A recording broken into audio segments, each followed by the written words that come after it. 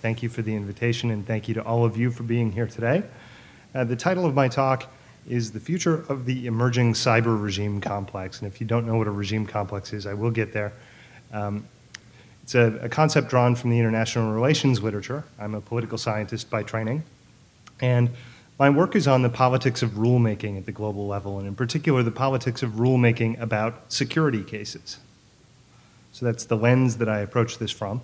And what I want to suggest to all of you today is that internet governance, at least right now, is primarily a problem of rulemaking. And this problem of rulemaking for how we govern and regulate the internet globally very much relates to and involves dimensions of internet governance that are primarily cybersecurity in nature. I'll walk through the implications of some of that claim, especially for cybersecurity as well, and then wrap up and be happy to take your questions. So I'm a big believer that a picture is worth 1,000 words, and so I have for you on the next slide a one-picture encapsulation of the future of the emerging cyber regime complex. That is the Hindenburg. The Hindenburg is a symbol for spectacular failure, and that is what I will argue awaits us. Luckily, though, this doesn't have to be the end of the world. The fact that we will likely, and in fact almost certainly, fail repeatedly and spectacularly doesn't have to mean that everything is doomed. And I'll talk a little bit about why I think that later in the presentation, but for now I want to suggest that the unofficial subtitle of my talk should be How I Learned to Stop Worrying and Love Failure. I'm a big Dr. Strangelove fan, of course. So, the basic nature of this internet governance rulemaking problem is rooted in the fact that the internet, of course, increasingly affects all domains of human life. Banking, logistics, financial markets, personal health data, right? All of this is online, property titles, all kinds of really vital and important things like power grids and nuclear power plants and all kinds of things that we really care a lot about securing are increasingly affected by and enmeshed with the internet and with information and communications technologies and networks more generally. Over the last 20 years, 25 years especially, we've seen a great deal of advancement in information and communications technology, and we've reaped a lot of benefit from that, economically, socially, and in other ways as well. But our social technology, and I use that phrase advisedly, our social technology, by which I mean primarily rules, have not caught up. We have an updating problem. The problem with that updating is that rulemaking as a human activity is something that we like to fight about. It's contentious. We all have different ideas about what rules should be in various aspects of public policy based on our values, based on our interests, based on our understandings of how the world works. And that process of contention is very much ongoing right now at the global level. I'll talk a little bit more about that later. International relations theorists have used for about the last 30 years the concept of international regimes to understand how sets of rules can facilitate cooperation at the global level. The famous classic definition of a regime is a set of implicit or explicit principles, norms, rules, and decision-making procedures around which actor expectations converge in a given issue area of international relations. That gets drilled into us as graduate students, and we can produce that on demand. These regimes do two really important things. They set the rules of the game, and by setting the rules of the game, they shape expectations. Expectations, socially, are really powerful things. They tell us not only how we should behave, but equally importantly, how we should expect others to behave. And by setting expectations in this way, regimes exert powerful effects on public policy and on private behavior at all levels of analysis, from the global down to the very local. Traditionally, international relations theorists have studied regimes in ways defined by issue areas. So we will talk about the international trade regime, or the international nuclear non-proliferation regime, or the international environmental regime, or the climate regime more particularly. And we have talked about these things as if they are discrete, and as if they are separable, at least as an analytical fiction. We realize that they relate to each other, but we treat them as analytically distinct. Of course, developments over the last 30 years that can probably be summed up adequately simply by saying globalization, at least in its current phase, have rendered that notion of an analytical distinction between these different issue regimes increasingly problematic. And in recognition of that, over the last 7 or 8 years, political scientists have of course come up with a new concept, because that's what we do. The new concept is a regime complex. So Joseph Nye at Harvard University has made the case recently in a paper commissioned by my former employer that the internet governance regime, the very technical regime that includes things like ICANN, like the IETF, like the W3C, all of these standard setting bodies, are actually now enmeshed in what he calls a broader cyber regime complex. So a regime complex very simply refers to a network of individual issue regimes that have common subject matter, that have overlapping membership, and most importantly, that generate problematic interactions. The basic and key insight here is that we have a need to deconflict between these formerly distinct issue-specific regimes that are now creating negative externalities for each other. For a cybersecurity interested audience, the easiest example here, of course, is the implications, the unfolding implications for internet governance more broadly from the revelation of the existence of mass government surveillance. That is a negative externality. It is a big one and an important one that we are still dealing with. While Joe Nye argues that this cyber regime complex already exists, I'm not so sure. Some colleagues and I have done some work, and the conclusion we draw is that in fact this cyber regime complex is very much still in the early stages of formation. That is to say, it does exist, but it's not yet clear what shape it will eventually take. Of course, that shape is determined by human activity. Regimes and regime complexes don't simply spring into being fully formed and sort of emerge whenever we develop a new technology. This gets back to the idea that we need to update social technology as our physical or material technology evolves first. The way we do this is by processes of rulemaking, these contentious, political, and power-laden processes of making, interpreting, and applying rules. And the list on this slide is a partial list of some of the important processes that are currently underway. And these processes, to some extent, talk to each other, but only in a very kind of partial, ad hoc way that depends on the agency of particular individuals that are trying to reconcile the different implications that these processes have for each other, as well as for actors that may not be directly involved. So we have ongoing right now the IANA transition and the broader accountability review for ICANN. We have the World Internet Conference, which is a Chinese effort to inject the government of China's views more fully into this debate, like them or not. The Net Mundial initiative, which is separate from and in contentious relationship with the original Net Mundial meeting.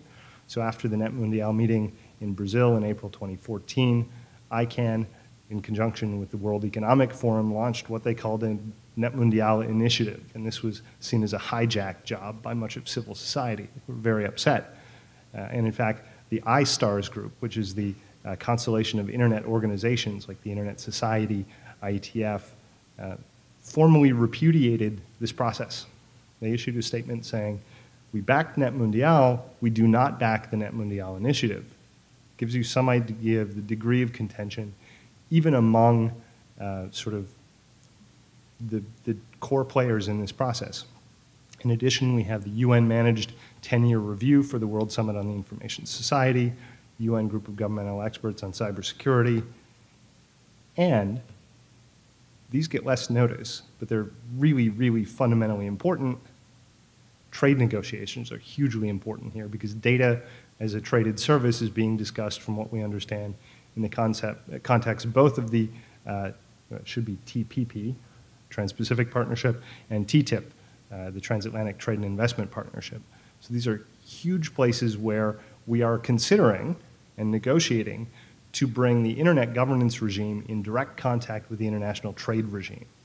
The international trade regime is already not working well. The Doha round has been going on for an extremely long period of time. While some people think that bringing these two regimes in better contact with each other is a solution, my own view is that it's a huge risk. This risks being the straw that breaks the camel's back. Trying to deal with the internet issues at this juncture could do immense damage to the international trade regime. particularly because we will fight about how these rules get applied to this case. So if this regime complex is being formed, and if this process is contentious, how do we intervene in it? How do we make it work better? What do we do about this? This is a very Canadian impulse, right? How do we better engineer global institutions to solve global problems? We are used to doing this. We like to think that we're good at it. One view from social science is to say that rational actors choose institutional features and designs that are best adapted to their particular problems and to solving them. So this is the idea that we rationally select the right tool for the job. While rational choice theory in social science has achieved some important advances, I don't want to diminish those, I do want to suggest that in this area there are 4 very good reasons to be very, very cautious. The first is path dependence. We are not in a vacuum. We are not choosing from a blank slate in an open field. We are choosing in ways constrained by past choices, and this is always the case in the actual world.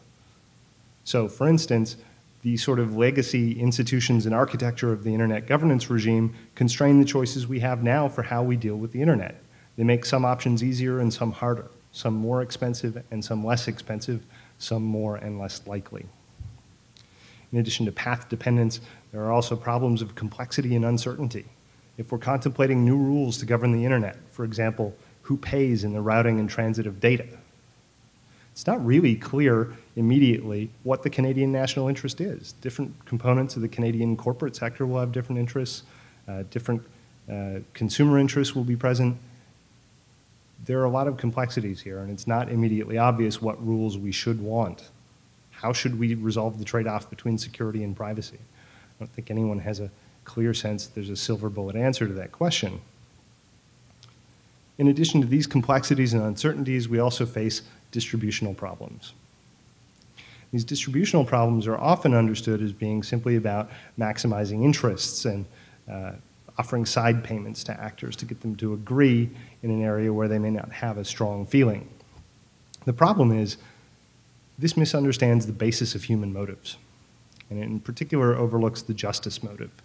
We take too little account of the fact that people often believe they have entitlements to particular distributions of resources, and if offered side payments for something that people think is a basic justice demand, they will often be very offended. Human psychology tells us this, and the research backs that up. And finally, we have disagreement about how to do rulemaking. There are at least 5 views on that present in the internet governance sphere. I've written about that a little bit in other places, and so for reasons of time, I think I'll probably just very quickly say these views include 3 sets of state views. So the OECD countries, largely speaking, have one set of views that's based on modern public international law, that's based on the use of international organizations, but that is also open to including non-state actors. We very often include industry partners, for instance, in negotiating delegations now as a Government of Canada practice, and this is relatively common throughout the OECD. That is not at all common among the Russian and Chinese governments and the other states in the Shanghai Cooperation Organization, which I think is sort of the second grouping of states in terms of their procedural rule views.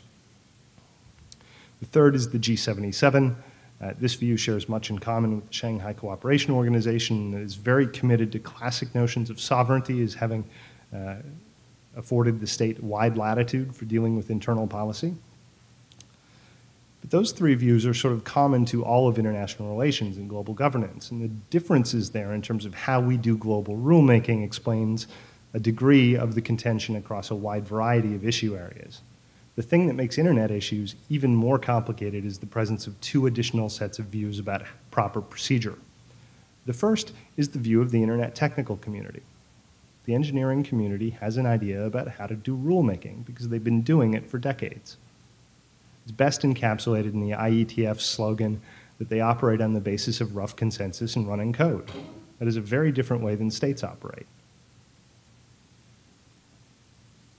And that sort of procedural view has been supplemented in the internet space by a corporate view, which does rulemaking on the basis within the firm of hierarchies, of C-suite management, of board governance, and shareholder accountability, and that operates relationships outside the firm on the basis of private contracts. It's, again, a very different way of making rules. And because in the internet space, almost all of the infrastructure is privately owned, that view is a very important one.